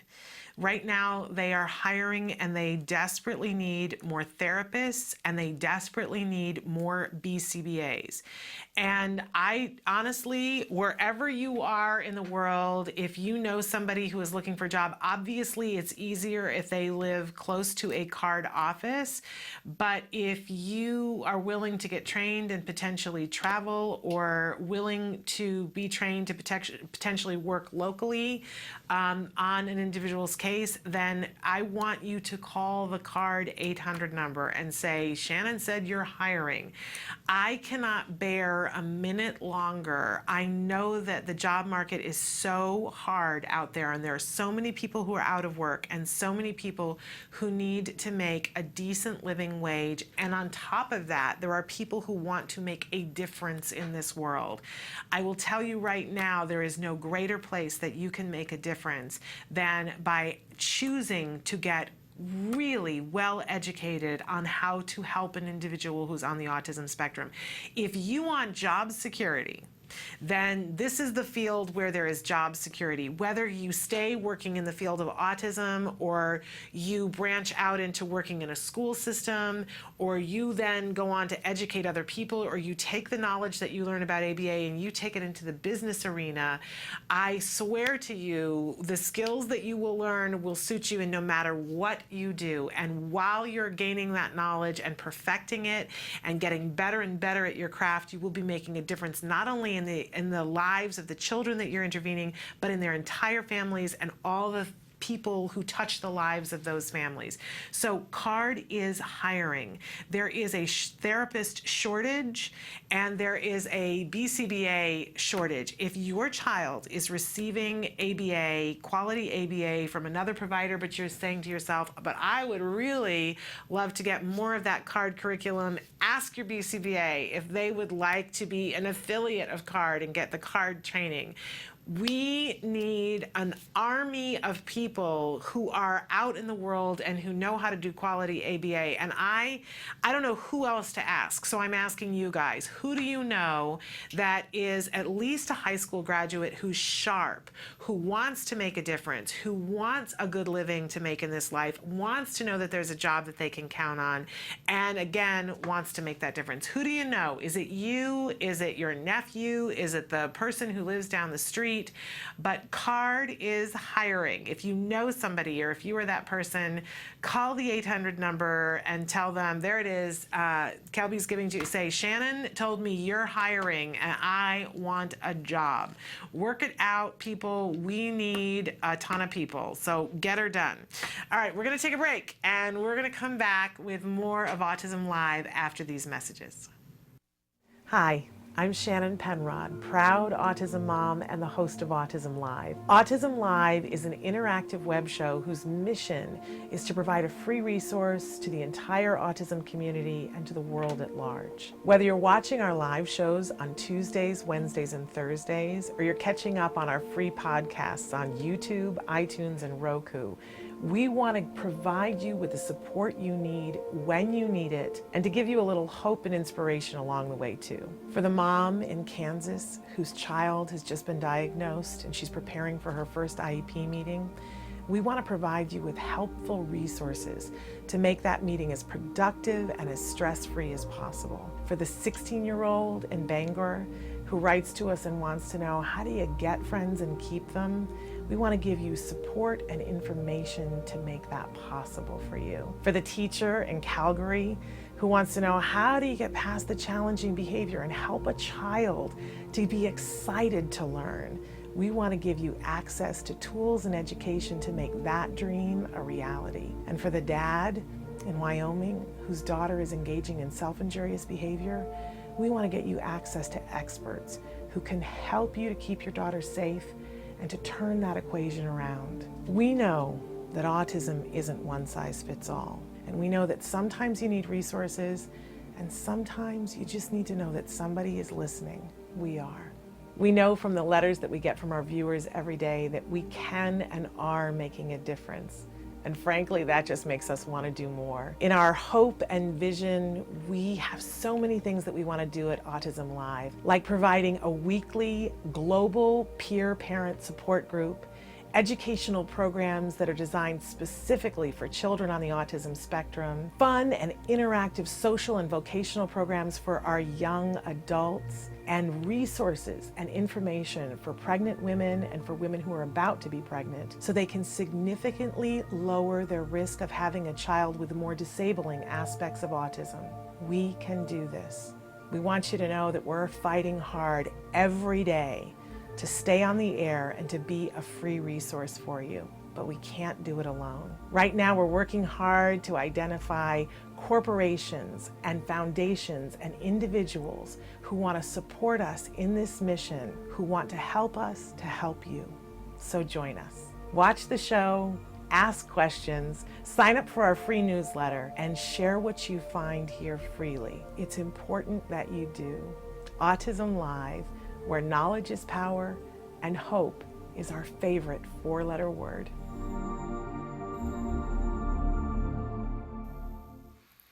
Welcome back to Autism Live. We always ask you a question of the day, and today we asked you guys, what do you do to cope with feelings of anger?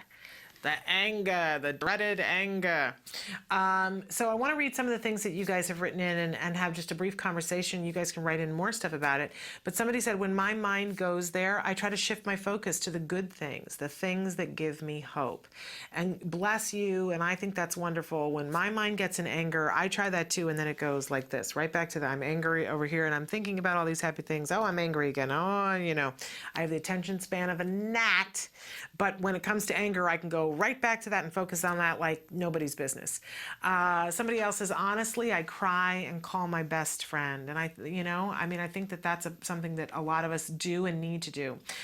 Somebody else says, accept them. Know that they are temporary. Once they've lost some of their steam by that acceptance, then I look into my anger and ask, why was I angry?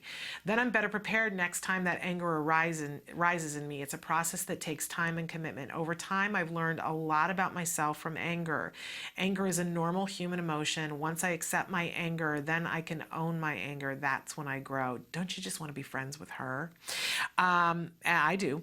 And then somebody else who I just feel a bond with, who wrote it and said, most of the time I talk, and then go into freeze mode.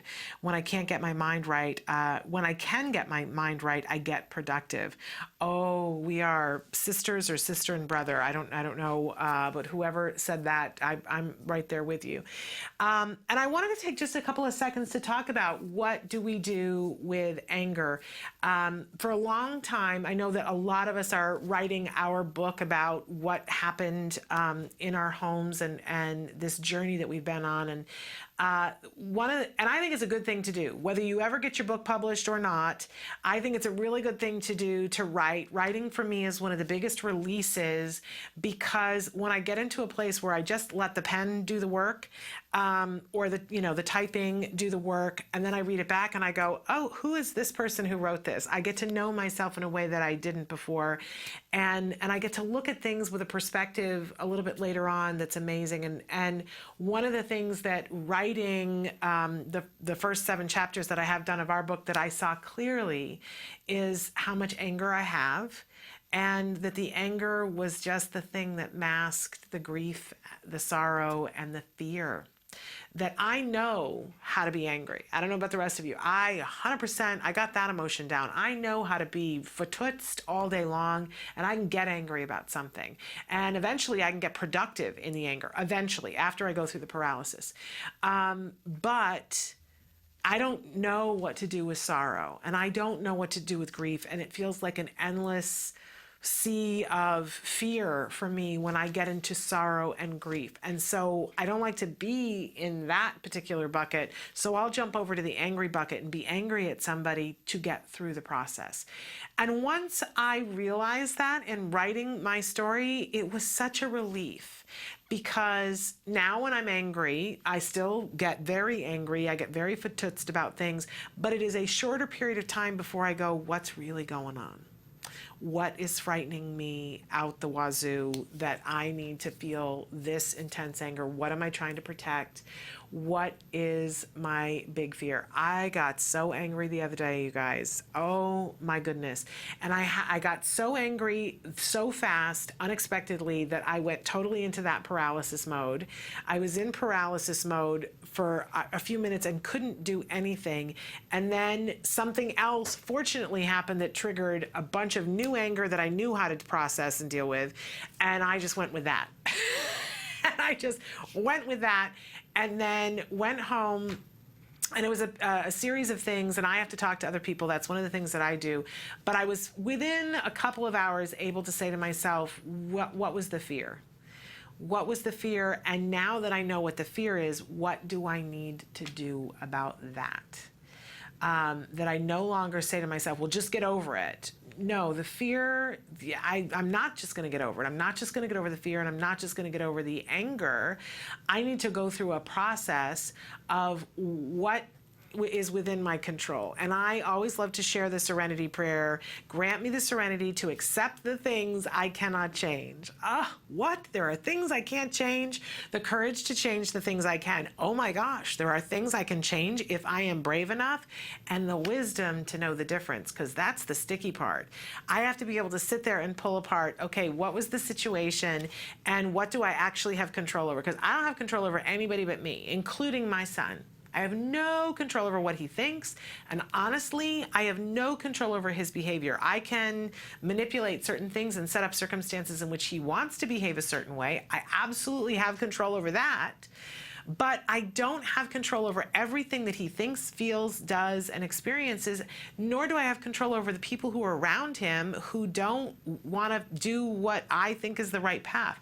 So I have to separate and go, what's within my control here? And if it's within my control, what am I going to do about it? And if it's not within my control, do I want to waste my time, energy, money, and breathing, my life on this? And when I can get to that point, and that's a process to get to that point where I can pull it apart, but that's always where the healing starts. If I'm angry and I go, what's within my control? What am I fearful of? What's within my control? That's not within my control. That goes over there. That's somebody else's to deal with. But what's within my, what am I doing? Oh, I could be doing these 5 things, and that might help this situation. And then I move into action. That's when it gets better. That's when the anger is like, oh, was I angry about that? No, I was motivated about it. No, I was angry about it, but now I'm motivated about it. So, but I am with this person who wrote it on Facebook about, I'm learning a lot about myself through what I'm angry about. And it's important that when we get paralyzed sometimes from it, that we stop for a moment and kind of check on what's within my power, what isn't within my power. And is there any action that I can take today? Action always feels better than paralysis. So I encourage all of us to have the sanity to do that today. We're going to take a break, and we're going to come back with more of Autism Live after these messages. What is autism? What is autism? What is autism? What is autism? What is autism? What is autism? I've been asking myself that for a very, very long time. Let me think about that one. Trying to, just, Jeez. Let me think. Oh man, that's a rough one. Yes. Autism, Autism is a neurological disorder that affects many of our kids in different ways. It's a learning disability that affects the cognitive functions of the brain. A lot of people have the misconception that it's a disability, and it's really not. I look at it as like a special gift. When one person thinks differently from another. It's an opportunity for everyone to learn to understand someone that's a little different than them. Autism is the ability to educate. They're given so much talent in different areas. To me, autism means a chance to be with and be around people you really care about. Autism is beautiful. It's a way of seeing the world differently. It's always unique, totally intelligent, and sometimes mysterious. Happiness that comes out of my son's hard work. It's a movement. Unpredictable. Abstract. Awesome. Love. The field I want to work in. Laughter, fun, joy. Autism is beautiful to me. I want you to remember these 3 words. There is hope.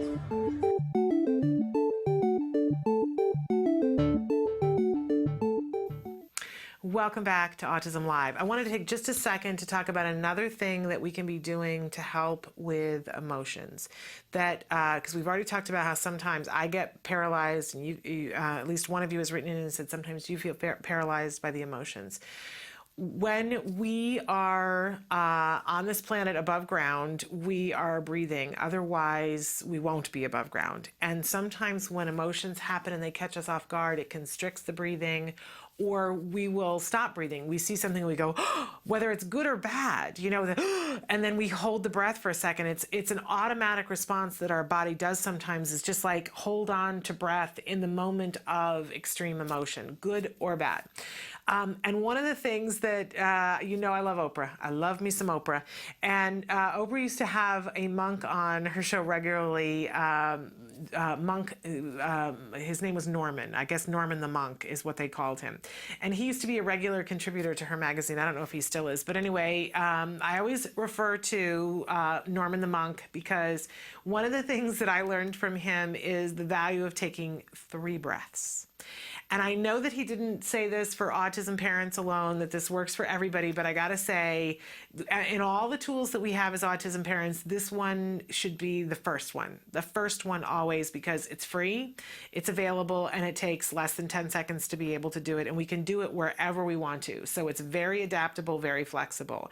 And Norman's point was that there is nothing under the sun that can't be improved by taking 3 slow breaths.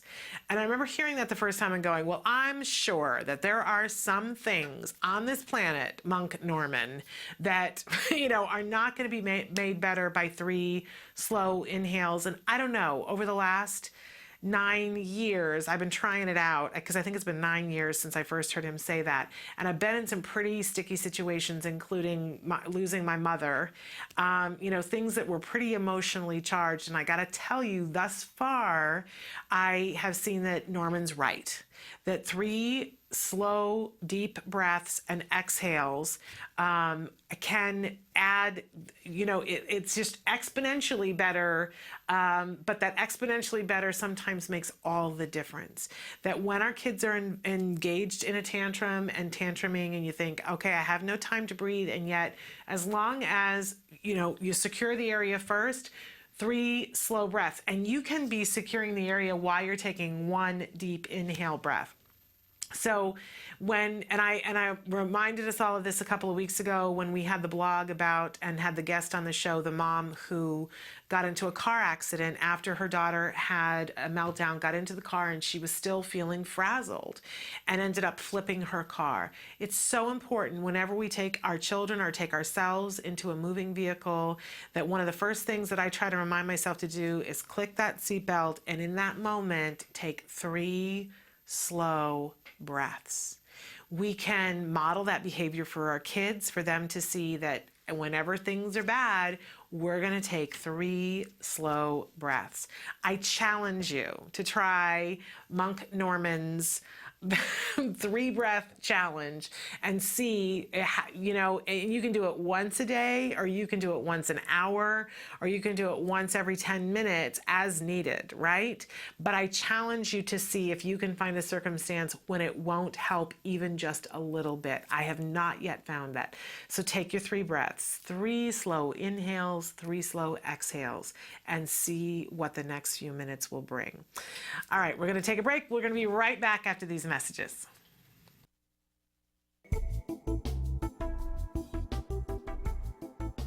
Skills is an online program that provides assessment, curriculum, positive behavior support planning for challenging behavior, and progress tracking, and it does this all in one place. The skills assessment and curriculum addresses 8 areas of development, which even includes advanced higher level areas such as executive functions and cognition, which pretty much makes skills the only ABA-based set of curricula for teaching more complex skills, things like problem solving, planning, self-management, perspective taking, and even inferring and predicting others' private events. Skills is a 4-step system.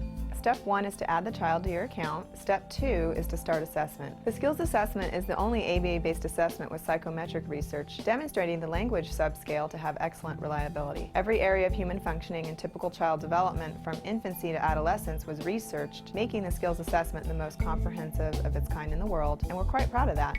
Skills is easy to use. Simply click Start Assessment and begin answering questions. Or simply type in a keyword, find specific activities to assess, and add activities to treatment. Step 3. Choose activities. Once you've completed the assessment, Skills selects from a pool of 4,000 activities categorized by age, level, and skill type to provide you with exactly those activities each child needs. Start by choosing a curriculum, then a lesson, and finally an activity. Click the information icon to view prerequisites, ages in which targets develop, examples, and IEP goals. Click the video icon to watch a short video. Once you've identified an activity you want to teach, adding activities to treatment is a snap. Step 4. Start treatment. Here you can access customizable activity lesson details, add your own customized targets and exemplars, and edit an activity status such as introducing or mastering it. You can even print handouts such as worksheets, tracking forms, visual aids, and other materials. Skills also offers multiple progress charts mapping curriculum progress, lesson progress, and cumulative number of activities and targets mastered over time. The Skills language curriculum is categorized by verbal behavior type so that users can identify progress for verbal operants, such as echoics, mands, tax, and interverbals. Skills is one of the only programs that provides the ability to write behavior intervention plans, or BIPs, for challenging behavior. With just a few clicks, the outline of the behavior intervention plan is written for you and ready to be printed and implemented. You can learn more about Skills today and get started by visiting us at www.skillsforautism.com, or you can call us at 877-975-4559. Skills. Progress starts here.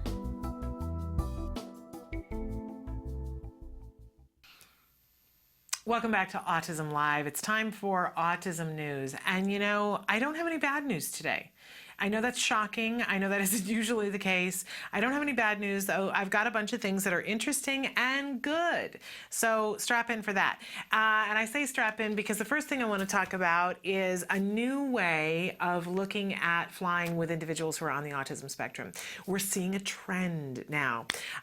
This week I got two different separate emails from two different organizations. The first one, United Airlines, has started something called United Hub. And the Hub team, I guess, works on several different things, but one of the things that they're working on right now is being able to help individuals to be able to fly. They recently welcomed 11 students and 29 teachers and parents from Reed Academy to their New York Newark Liberty International Airport to participate in an autism training program which helps to make travel easier for kids with autism. Oh my gosh, how much do we need this? Instead of just kicking kids off of flights and saying, oh, well, they were talking or they were doing this and not understanding it, they are starting to educate their staff and they're starting to give opportunities for kids to be able to try things. Kyla Burrell, who is a flight attendant for United, said it's a great opportunity for the kids to experience what a flight would be like, to see what their concerns might be, and to get comfortable with the flight process. So that recently took place. The station operations control manager, Maureen Brody, said that officers were good and made allowance for several of the students who at first seemed reluctant to pass through the metal detectors. They were excited to see the airport with its sights and sounds, she continued. When they were going down the jet bridge, you could see them holding their teacher or parents' hands tightly. After talking to about half of their parents, we learned that they all have future reservations with us. These are our future customers. They want to fly. They were just afraid to before. If you'd like to find out more information about this, there's a very long website, but I'm going to tell you to search United Airlines Hub and put autism there, and you'll be able to find more information. I'm sure that they're going to be holding more of these programs because they got a wonderful response. And we say, yoo-hoo, thumbs up to United Airlines. But they're not the only ones doing it. We love that this is now a trend. There's something here in the Los Angeles area called Open Sky for Autism. And they're having an event that's happening on Saturday, October 25th from 10 a.m. to 2:30. And their website is airhollywood.com/opensky. Again, that's airhollywood.com/opensky. It's called Open Sky for Autism. It assists families with autism in gaining the confidence, comfort, and enjoyment of air travel. Again, on Saturday, October 25th, from 10 a.m. to 2:30. It's free to the public with limited seating. Open Sky for Autism allows for vital acclimation, repetition, and supervision during a commercial airport and passenger flight simulation. And lunch is included. How much do we love that?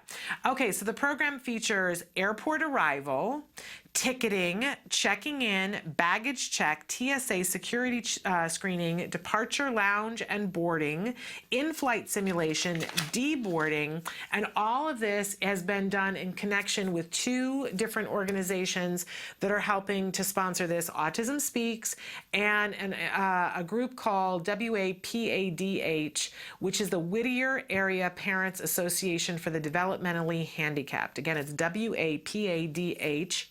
founded in 1969. How much do we love them? And you can visit their website at wapadh.org. They do want you to RSVP so that that they will know how many people to expect, because it is limited seating. And of course, if they're providing lunch, you want to make sure that you get a seat and a lunch, right? But congratulations to all. I love it that we've got an airline that's doing it. We've got a group that's doing it. I know that this may not be, if you're not in New York and you're not in LA, you're going, well, call, ask them, are you doing something like this? I heard about this. Are you doing it? Because they should be doing it. In other good news, and again, this is a Los Angeles-based thing, we're really excited about the fact that USC is offering free counseling to parents of children who are on the autism spectrum. They're doing this through their usctelehealth.com. So if you're interested in taking part in this, I don't know what the limitations are. I don't know what the rules are. You're going to have to follow it up with them. But we just got an email saying they're opening this up and going to be doing free counseling for families. And what we were told is that it is of special needs. So again, the website is www.usctelehealth.com. I know we've all been looking for that for a really long time. I want to salute USC for providing that wonderful, wonderful service. I don't know more about it than that, so definitely check out that website. And then our last bit of news, for those of you who have heard of Jacobson syndrome, they have discovered that there is a link to autism. They have found the link. Jacobson syndrome is a rare genetic disorder, and a recent joint investigation by researchers at San Diego State University and the University of California, San Diego, were able to find a link. In addition to suggesting better treatment options for people with Jacobson syndrome, the finding also offers more clues into genetic underpinnings of autism. Jacobson syndrome affects approximately 1 in 100,000 people, according to the National Institutes for Health. It occurs in a person when there is a deletion at the end of one arm of the 11th chromosome, known as 11q terminal deletion. The symptoms and psychological changes vary, but commonly include intellectual disability, abnormal facial development, structural kidney anomalies, and congenital heart defects.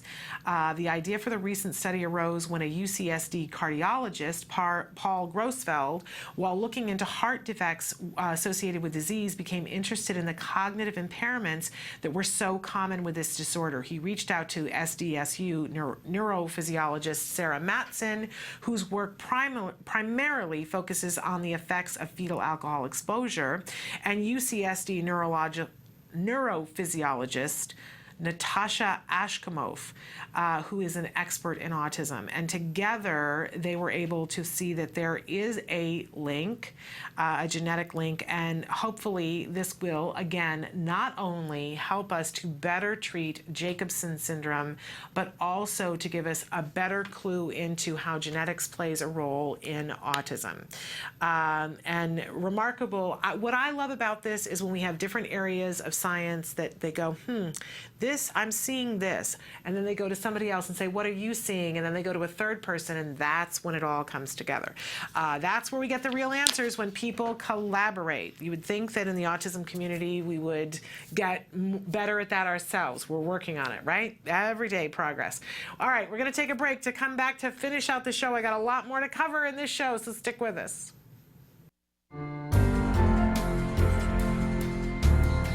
Another parent wants to know, how do I find out that one thing that my kid is really good at?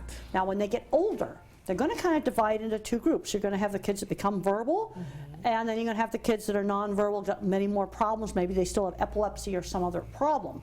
And they kind of need different services. And the ones that get verbal, what we need to be doing with them is develop the area of strength. And that area of strength often will show up around 3rd or 4th grade, sometimes earlier, but my ability in art showed up when I was in 3rd and 4th grade, and it was always encouraged. And I was encouraged to do lots of different kinds of art. Otherwise, it would have just been endless horse heads. You know, Mother would say to me, why don't you draw a picture of a beach or something else? It's you want to broaden it out. If the kid's fixated on trains, let's teach reading with trains, math with trains. Tap into that fixation, but develop the area of strength. Some kids it's going to be art. Other kids it's going to be mathematics. So you got a third grader who's smart in math, and he wants a 6th grade math book. Give him the 6th grade math book. Don't bore him with the baby stuff. But that kid's going to have trouble with reading, because the common thing is the uneven skills. And then you have the kids that are the history buffs, and these kids are often really good at writing skills. You tend to have uneven skills, but tap into their fixations and use those to motivate, but broaden. If he likes trains, just watching them, well, we're going to take that interest in trains to do some math with it, or maybe read about the history of the railroad. You know, tap into that motivation. One of the things I really want to talk about is we got to stretch these kids. I'm not talking about physically stretching them, mentally stretching them to do new things. I'm seeing too many kids that haven't learned how to shop, how to order food at McDonald's. So you start out, let's say it's ordering food at McDonald's or at Burger King. So you take them up there and they watch you order it. And then eventually you go in when the store's not busy, and they have to go up and order it while you're sitting at the table watching, and then you coach them. And then eventually they can go in the restaurant themselves. I can remember I was scared to go to the lumber yard alone and buy lumber. And Mother made me go. And she knew I could do it. I had bought lumber with her many times. But there's a tendency to want to have somebody else there when they do it, and they've got to learn how to do things alone. And you gradually have got to kind of push it. You've got to stretch them. And I'm seeing too many kids not learning basic skills. Saw a 19-year-old honor student that actually knows how to drive that had never shopped in the grocery store all by herself. That is just ridiculous. You know, you've got to stretch them. You push too hard, they're going to be panic. And the other thing is no surprises. No surprises. I knew all about the ranch long before I went there. I talked to Ann. But if you don't stretch these kids, they don't grow.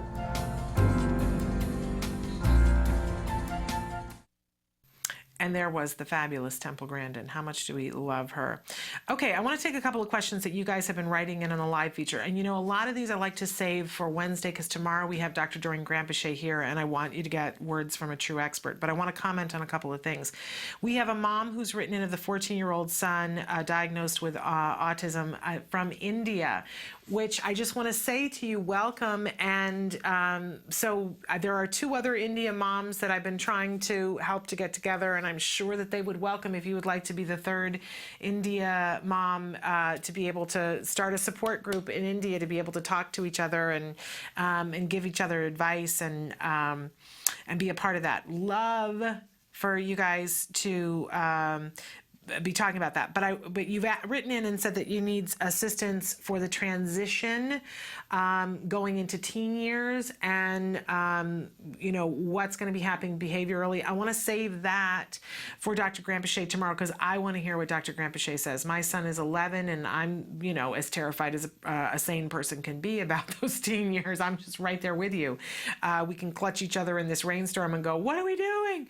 Because I'm nervous about it, and things change when their hormones change, and I can already see that coming, and I'm nervous. I've seen lots of people negotiate it really well, and I know that as you know, the supports change and you got to be mindful. Those are the things I know, but I want to talk to Dr. Grampichet and have her answer your question. Now, another person wrote in and said, after only 5 weeks in kindergarten, the school is suggesting that we look into other out-of-district options like the local Children's Home Society, which, forgive me, but I don't see how my son fits that setting. Oh, sister, I'm right there with you. I may or may not have a legal advocate on my team. We shall see. I want to tour this place to see why anybody thinks it would be an option, and the school is telling me I need to tour the school with a district employee that I don't know. Any advice? And they are in South Dakota. Okay. Hugging you because and this just happened to me the other day, that someone, after having, you know, the extent of the conversation of hello, how are you with my son, sat down with me and said, oh, we want to talk about recommendations for next year's school, and you know, here are some options, but here's this program that I really want you to visit. That I went, what? on earth are you talking about? And this is what made me so angry the other day. And I birthed a cow that we had to name Mabel because I was so upset that I went into paralysis. But it took me until we were leaving the meeting to go, wait a second.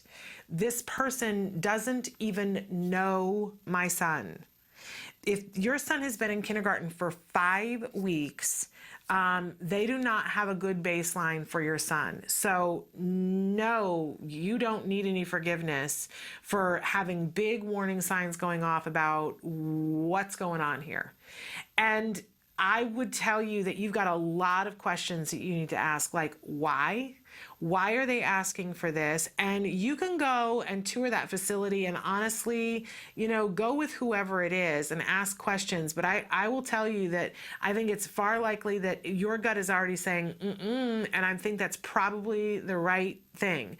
But I want to know why after 5 weeks they're already talking to you about that. What are they seeing and where are they seeing that they don't have what they need? And here's what you need to know from a legal standpoint. If they don't have what your child needs, then they have to pay for what your child needs. And if they're trying to pass off some thing that's not going to work for you, you can tour it and look at it with them, and you might be pleasantly surprised. I don't know. Probably not, though. Probably your gut is actually right, and then you're going to have to do the legwork to find what is right for your child and go, just because you can't do it, for whatever reason, you can't make it happen, doesn't mean you send him here. You have to send him here and take out your checkbook. And I will be right there with you, and so will your legal aid. But I feel you, that's upsetting. 5 weeks, and they want to come in and talk about something, and they don't even, 5 weeks, you don't know. But something's going on with them, is my gut feeling, that they feel like they're not going to be able to cope with it, and it may not have anything to do with your child. But I would start asking them some questions about why. Why? And can I have a rundown of everything that you're doing with him and where that fits in on a 20-minute schedule of everything that you do with him and what that fits in with his IEP goals? How about you deliver that to me within 48 hours? That's what I would be asking them. But we'll ask Dr. Granpeche tomorrow. Tomorrow, we've got some great things that we're going to be talking about. Dr. Granpeche is going to be answering your questions. And then during Let's Talk Autism with Shannon and Nancy, we have a fabulous guest who's going to be talking about Roses for Autism, and you're going to see how that's helping give kids jobs that are adults on the spectrum. We're totally out of time. Give your kiddos a hug from me. We'll see you tomorrow. Bye-bye for now.